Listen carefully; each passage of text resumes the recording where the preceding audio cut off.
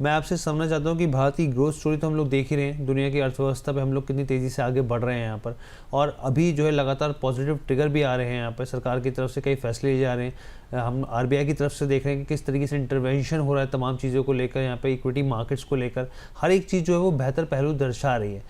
हालांकि इनका नज़रिया बहुत लंबा है, बहुत अच्छी बात है, 8 से 10 साल का नज़रिया तो काफ़ी बेहतर माना जाता है। आपके हिसाब से कौन से 4 से 5 स्टॉक जो आपको लगते हैं जहाँ पे सिप करनी चाहिए इनको और बने रहना चाहिए 8 से 10 सालों के लिए? देखिए, मैं 7-8 स्टॉक ही आपको सजेस्ट करता हूँ। सबसे पहले रिलायंस। रिलायंस में आप सिप करके चल सकते हैं। दूसरा stock ICICI bank, HDFC bank. ये तो 3 काउंटर हुए। आप डिफेंस सेक्टर में एचएएल, बीईएल, इन दोनों में आप सिप करके चल सकते हैं। इसके बाद सन फार्मा एक अंडरडॉग है, जहां पर हमें लगता है बहुत बड़ा सर्ज आना चाहिए। उस तरह का मूवमेंट अभी तक सन फार्मा में नजर नहीं आया है, तो हम सन फार्मा से भी हमें काफी एक्सपेक्टेशन है। स्टॉक में बढ़िया अपसाइड मूव देखने को मिल सकता है। एक ऑटो का स्टॉक मारुति, जहां पर अभी भी इन लेवल्स पे भी अंडर परफॉर्मेंस देखने को मिल रही है। जिस तरह के चार्ट स्ट्रक्चर मारुति में बने हुए हैं, इतने बढ़िया रैली के बाद भी हमें काफी एक्सपेक्टेशन मारुति से है, वहां भी बढ़िया अपसाइड मूव देखने को मिल सकता है। तो जिस तरह का आपने बताया कि 7 से 8 साल के लिए नजरिए से, आप लंबे नजरिए से सिप करना चाहते हैं, ये वो बेहतरीन नगीने हैं जहां पर आप सिप करके चलेंगे। हम एक्सपेक्ट करते हैं 15 से 20% ईयरली रिटर्न ये सारे स्टॉक आपको डिलीवर कर सकते हैं। 15 से 20% रिटर्न सर? जी सर, ईयरली। ईयरली? अरे वाह सर, बहुत शानदार। ये तो यानी कि रिलायंस हो गया, आपने बताया बीएल एचएल हो गया यहाँ पे, और इसके अलावा आपने सन फार्मा बताया था? जी ठीक है सर, बिल्कुल। और हमारा एक शो जाता है वीकली पर्दे के पीछे, उस समय हमने जब रिलायंस के नतीजे आए तो हमने उसका एनालिस किया, और जिस तरीके से हमने तमाम चीज़ें, हर एक oil to chemical, oil to gas, retail, यहाँ पर टेलीकॉम और एआई को लेकर हर एक चीज़ जो 360 डे व्यू था वो बताया, और जिस तरह की मान के हम लोग चल रहे थे कि नंबर्स अच्छे हैं और उस हिसाब से सर रिवॉर्ड मिलता हुआ दिखा स्टॉक में। और पिछले 2-3 दिन में हमने देखा उससे पहले भी तेज़ी थी, उसके बाद भी यहाँ पे तेज़ी देखने को मिली, तो ये एक अच्छी चीज़ है। और ऊपर से सर की जो नगीने वाली लिस्ट है उसमें रिलायंस तो है ही है यहाँ पर, तो निवेशक। हाँ प्लीज़ सर, 1 सितंबर को आप एयू बोनस की हिस्ट्री में आप जाके देखिएगा। जी 1 सितंबर को शायद रिलायंस का एजीएम था, जी। मुझे जो याद है, क्योंकि मैं चार्ट्स पर देख पा रहा हूँ, क्योंकि जो मैंने लेवल्स दिए थे, मैंने आप व्यूअर्स को ठोक कर बोला था 1340 रुपए के स्टॉप लॉस से रिलायंस को होल्ड करके चलना है। चाहे जो मर्जी हो जाए मार्केट में, आपको इसको काटना नहीं है।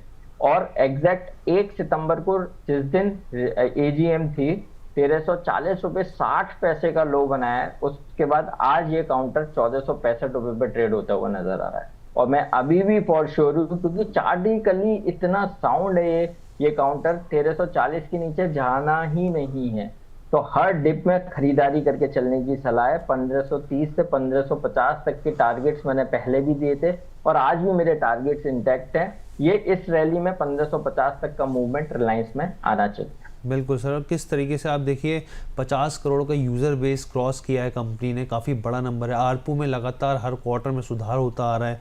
ऑयल टू जो केमिकल का बिजनेस था, जो सबसे बड़ा कंसर्न बना हुआ था यहाँ पे, उसमें एक सुधार आता हुआ दिखा है। प्रोडक्शन वाइज काफ़ी बेहतर होती हुई स्थिति दिखी है यहाँ पर। ऑयल टू गैस में थोड़ा सा ज़रूर कंसर्न है, लेकिन रिटेल की बात करें आप, रिटेल का पार्टिसिपेशन लगातार बढ़ता चला जा रहा है यहाँ पे। तो बहुत सारी चीज़ें जो बेहतर इस स्टॉक पर दिख रही है। समीर जी सर, समीर जी कह रहे हैं छोटे स्टॉक बताइए सर आप, 150 से लेकर 200 वाले। तो सर बहुत सारे ऐसे निवेशक हैं जो सस्ते स्टॉक्स में निवेश करते थे, कि उसमें तो सर ने कैनरा बैंक तो सर ने बताया, मेरे ख्याल से सर अब बाकी आप बताइएगा।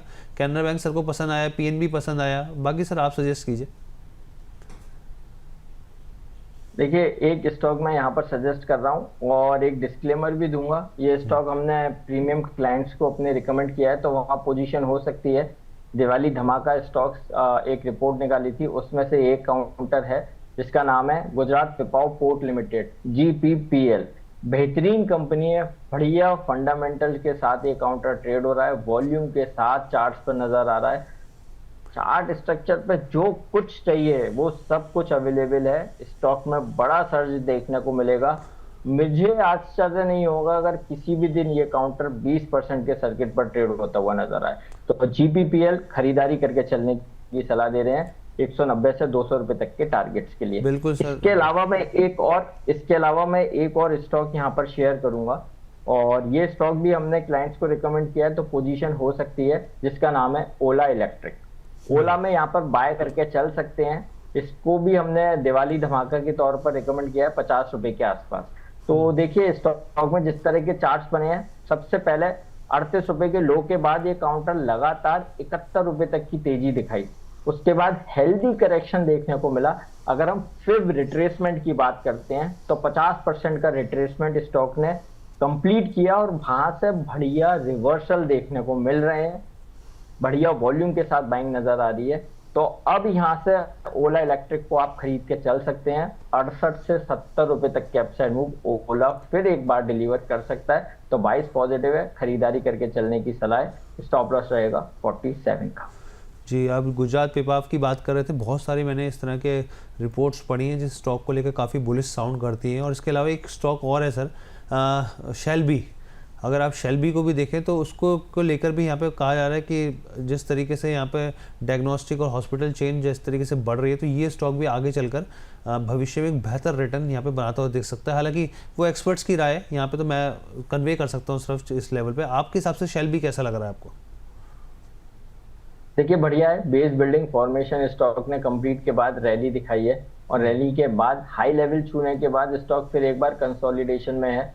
और अभी मैं इस तरह के स्टॉक्स के लिए बोलूंगा कि अभी तो मिड कैप स्मॉल कैप में रैली बनी नहीं है, तब इस तरह के काउंटर्स रैली दिखा रहे हैं। और जब हमें ऐसा लगता है कि अब जो मार्केट में रैली बनेगी उसमें मिड कैप और स्मॉल कैप बढ़िया तरीके से पार्टिसिपेट करेंगे। तो शेल्बी जैसे काउंटर हो, जीपीपीएल जैसे काउंटर हो, या ओला इलेक्ट्रिक हो, यहाँ पर बढ़िया रिटर्न देखने को मिलेगा। तो शेल्बी में जिसके पास भी पोजीशन है होल्ड करके चलिए, नया बाय भी यहाँ पे करके चलने की सलाह दे रहे हैं। 300 रुपए तक के अपसाइड मूव शेल्बी डिलीवर कर सकता है, बाय एंड होल्ड करने की सलाह है। स्टॉप लॉस रहेगा 234 रुपए। मतलब सर ओला में घबराने की जरूरत नहीं, बम का गोला तो नहीं बनेगा ना ओला सर? क्योंकि पिछले समय से निवेशकों के बहुत हाथ जलाए, टर्न अराउंड स्टोरी आपको दिख रही है ना इसमें? देखिए बिल्कुल, मैंने तो टर्न अराउंड, मैं आपको बताया ना 50 रुपए पर हमने अपने प्रीमियम क्लाइंट्स को रिकमेंड किया और 70 रुपए के टारगेट हो जाए हैं। और मैं बिल्कुल बहुत बुलिश हूँ ओला पे, और स्टॉप लॉस है 47 का, आप लेके बैठ जाइए। 70 रुपए तक की रैली ओला में देखने को मिलेगी। सर वैसे तो नहीं होगा जैसे अभी पीछे हुआ था, फिर 70 से फिर वापस नीचे आया था, और जैसे सर येस बैंक में एक लंबे समय का दौर देखा था हमने, 14 फिर 17 फिर 21 से फिर वापस नीचे। तो ऐसा सिस्टम तो नहीं होने वाला ना ओला इलेक्ट्रिक में? वो ट्रेडर्स का स्टॉक बन गया था सर जी। नहीं, देखिए यहाँ पर बढ़िया स्ट्रॉन्ग एंड्स यहाँ पर बाय करते हुए नजर आए हैं। क्योंकि देखिए ऐसा नहीं होता कि हम हर लेवल पे कहीं भी बाय कर लें और वहां से रिटर्न देखने को मिले। एक स्टॉक का, इंडाइसेस का एक अट्रैक्टिव लेवल होता है, एक वैल्यूएशन के हिसाब से बाइंग बनती है। तो स्टॉक में 71 रुपए तक की रैली, जब कोई भी स्टॉक हो या इंडेक्स हो इस तरह का मूवमेंट दिखाता है, फिर वहां पर क्या होता है ना, हर कोई बाय करने के लिए आ जाता है, तो वहां पर फिर वो मार्केट उसको ट्रैप करता है और फिर एक बढ़िया करेक्शन दिखाता है। तो ओला में इसी तरह का मूवमेंट बन रहा था। 60 रुपए जैसे ही ओला ने क्रॉस किया उसके बाद हर किसी को ओला खरीदना था, और उसके बाद इसलिए स्टॉक में बढ़िया करेक्शन देखने को मिला। अब यहाँ पर उस अपस्विंग का 50% रिट्रेसमेंट कंप्लीट हो चुका है। जब तक 50% रिट्रेसमेंट कंप्लीट करता है स्टॉक का जो ऑनगोइंग ट्रेंड है वो कंटिन्यू रहता है। तो 50% का रिट्रेसमेंट के बाद फिर से रिवर्सल देखने को मिले, बढ़िया तेजी के लिए तैयार है। 70 रुपए तक के अपसाइड मूव मैं यहाँ पर ठोक कर रिकमेंड कर रहा हूँ, आप खरीदारी करके चलिए 47 के स्ट्रिक्ट स्टॉप लॉस के साथ। अच्छा सर, क्यों नतीजे भी आए हैं? अब जैन रिसोर्सेज की बात करते हैं, यहाँ पर रिसाइकलिंग कंपनी है और Q1 के नतीजे आए हैं यहाँ पर, क्योंकि अभी पीछे हाल ही में लिस्ट होती थी कंपनी जो थी वो देखने को मिली थी हमें। नेट सेल्स में जो है वो हल्की बढ़ोतरी देखने को मिली है, यहाँ पर 3.5% से बढ़कर करीब 1550 करोड़ के आसपास आता हुआ दिखा है यहाँ पर। अगर एबिटा की बात करें तो वो जो है यहाँ पे कामकाजी मुनाफा घटता हुआ दिखा है 4% के आसपास। मार्जिन जो है इसमें थोड़ी कटौती ज़रूर देखने को मिली है, यहाँ पे कम होते हुए दिखे हैं। एल्यूमिनियम और एल्यूमिनियम अलॉय जो है वो वहाँ से जो आय है वो बढ़ी है, करीब 88 करोड़ के आसपास पहुँचते देखिए। और लेड और इससे जो अलॉय आय है वो भी जो है यहाँ पर करीब 600 करोड़ से बढ़कर 715 करोड़ आती हुई दिखी है। आप जैन रिसोर्सेज रिसाइकलिंग कंपनी को कैसे देख रहे हैं? क्योंकि रिसाइकलिंग से जुड़ा हुआ बिजनेस मॉडल है और निवेशकों को इस तरह के जो रिसाइकलिंग से जुड़े स्टॉक है काफ़ी भाते हैं।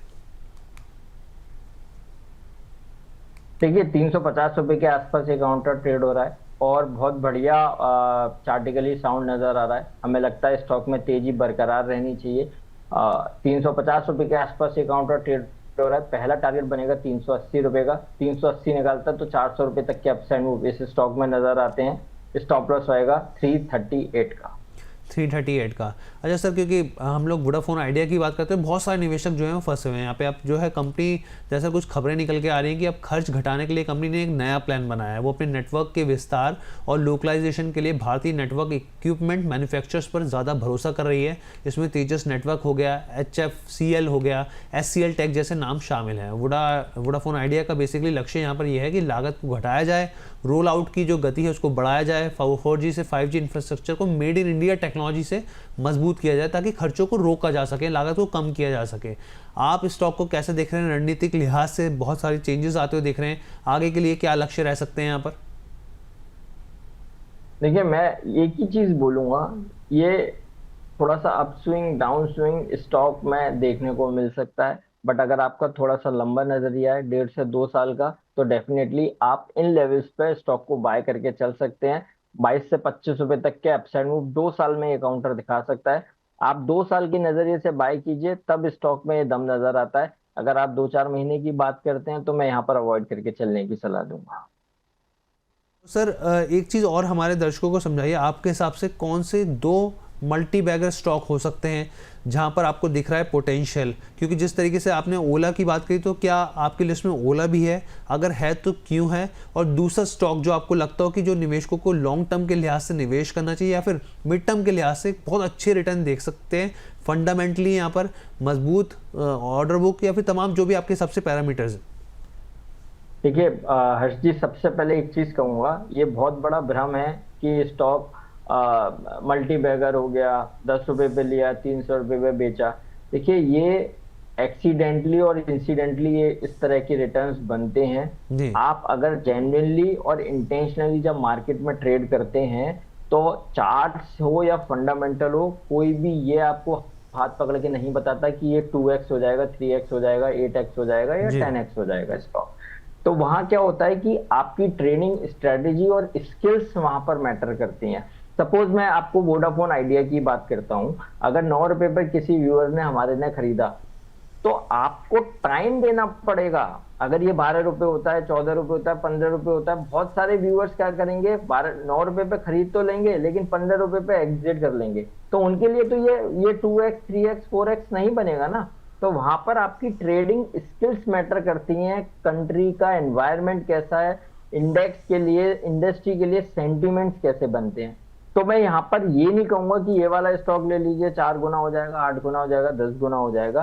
सिंपल आप बढ़िया स्टॉक में इन्वेस्ट कीजिए, टाइम टू टाइम मतलब सर, पोर्टफोलियो को जहां पर चर्न आपको कीजिए। पोटेंशियल दिखता हो निवेशकों को कि आपको लगता हो कि भाई हाँ, ये जो है फंडामेंटली यहाँ पे जो कंपनी है वो काफी मजबूत है, बेहतर स्थिति आने वाले भविष्य में दिख सकती है, उस लिहाज से? देखिए, उस लिहाज से अगर आप बात करते हैं तो ओला, जैसा हमने आपको रिकमेंड किया, ओला में एक 30 से 40% का रिकमेंडेशन मैं दे सकता हूं, बट 2x 3x की मैं बात नहीं करूंगा। वोडाफोन आइडिया पर मैंने डबल लॉट के टारगेट्स इसलिए रिकमेंड किए हैं क्योंकि गवर्नमेंट यहां पर एक्टिव हुई है। इसके साथ साथ कंपनी में भी इंटरनल बहुत ज्यादा इन्वेस्टमेंट बढ़ाते हुए नजर आ रहे हैं। तो हमारा ऐसा मानना है कि जब इस तरह के एफर्ट्स बनते हैं और स्टॉक काफी अंडर परफॉर्मेंस दिखा रहा है, तो यहाँ पर कुछ एक सर्च देखने को मिल सकता है। उस एक सिंगल सर्च में हो सकता है स्टॉक ₹20 ₹22 तक की तेजी दिखाए, पर बहुत आप सोचें कि 10x हो जाए, इस तरह के रिकमेंडेशन मैं हाल फिलहाल यहाँ पर और इस लेवल पर इंडेक्स पर कोई रिकमेंड नहीं कर पाऊंगा। अच्छा, तो 2 ये स्टॉक आपके रडार पर, जैसे ओला इलेक्ट्रिक और वोडाफोन आइडिया। अभी जैसे आप गुजरात पिपावाव की बात भी कर रहे थे, क्या आपके रडार पर इस तरह के स्टॉक्स भी हैं सर?